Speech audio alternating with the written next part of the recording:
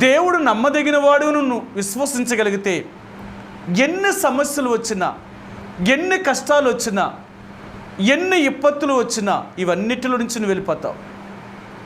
ఇవేవి నిన్నేమీ చేయవు. అందుకని మీ అందరికీ తెలుసు యెషయా గ్రంథం 43వ అధ్యాయం అంటాడు, నువ్వు జలములలో బడి దాటినప్పుడు ఆ జలములు నిన్ను ముంచివేయవు, నువ్వు అగ్ని మధ్య నడిచినప్పుడు కాలిపోవు, జ్వాలలు నిన్ను కాల్చలేవు అంటాడు. అంటే ఈ లోకంలో ఎలాంటి పరిస్థితులు నీకు వచ్చినప్పటికీ కూడా ఇవేవి నిన్ను చేయలేవు.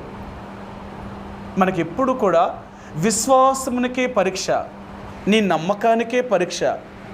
ఎప్పుడు కూడా సాతాను ఎప్పుడు కూడా మనతో ఎలాగ యుద్ధం చేస్తూ ఉంటాడంటే నీ విశ్వాసము నుండి నిన్ను తొలగించాలా, నమ్మకము నుండి తొలగించాలా.